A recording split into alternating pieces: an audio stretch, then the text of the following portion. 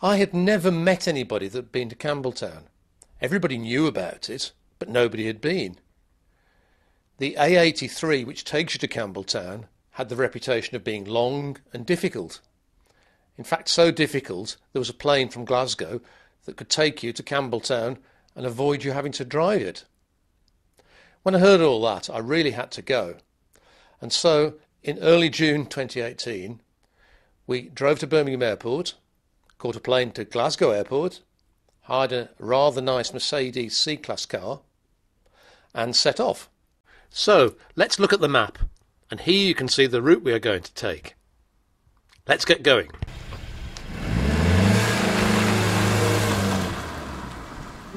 You join us on the A82 by the Tarbet Hotel. This is the start of the A83. Normally, we turn right to go off down to Oban on the A82, but this time we're headed all the way down the A83.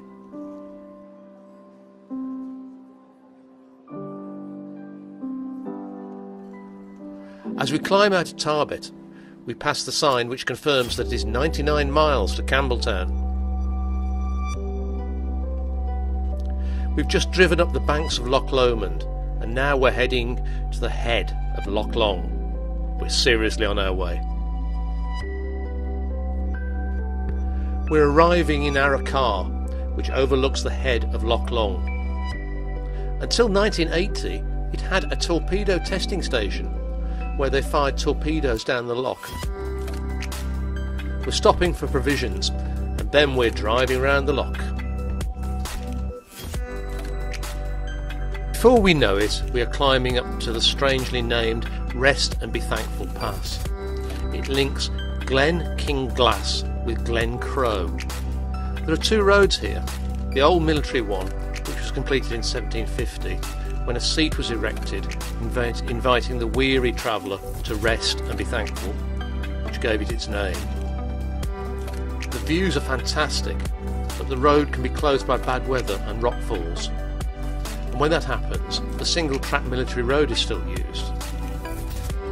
At one point it was used as a racetrack, at least in the 1950s. There are now plans to erect a racing museum to commemorate the events.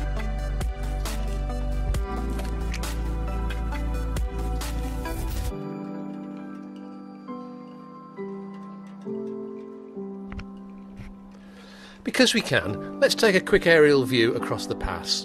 It is absolutely magnificent.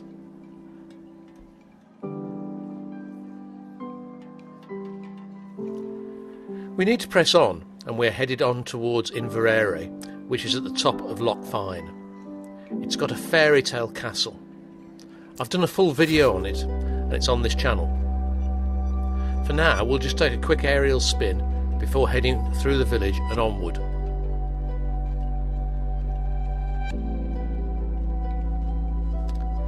The village was moved here by the Duke of Argyll to complement his castle. Today, it still remains a tribute to his taste and design. We drive on to Auchindrain.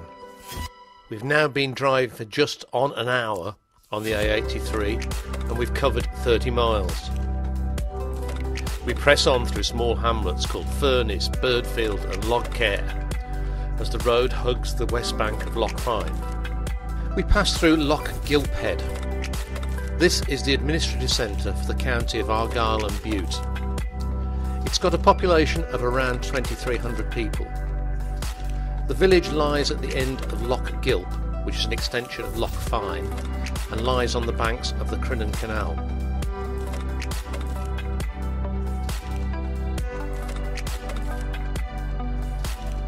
We actually crossed the swing bridge of the Crinan Canal. The canal allows boats to cut through the Kintyre Peninsula, making it possible to go from the Inner Hebrides to Glasgow by a far shorter route. The canal was built around 1801 and runs for some 9 miles from Crinan to this Sea Loch Gate at Adrashaig. Boats following the route linger to enjoy the scenery, sometimes take up to 4 days to complete the transit.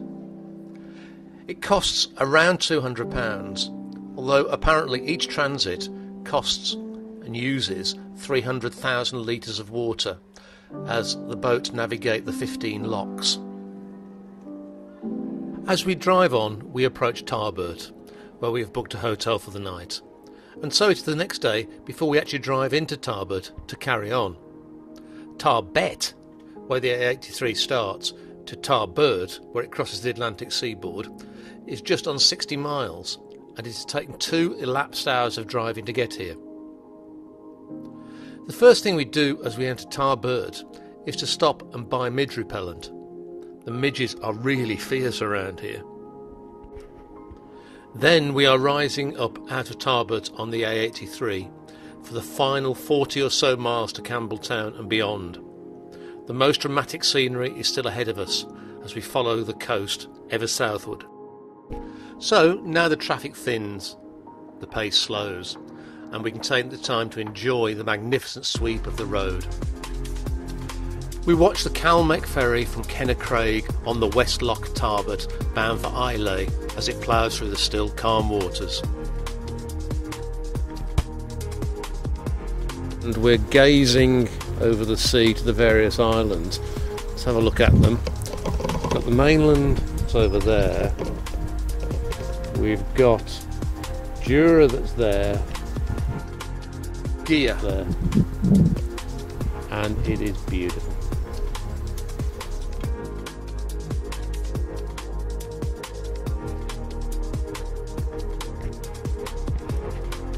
The road continues to run on to Campbelltown with epic Atlantic and coastal views as we linger to enjoy the last few miles.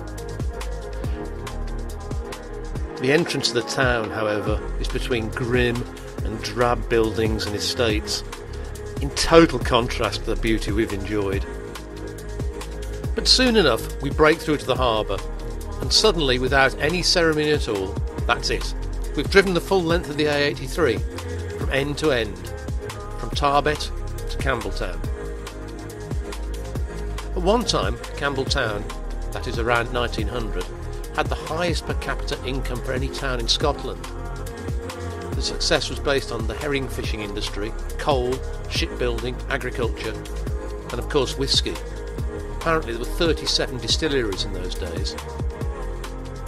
Those days are long since gone, but there is still lots to explore. We decided to take a trip out on a rib, but that's another video. So, a huge thanks for watching, and I hope you enjoyed it.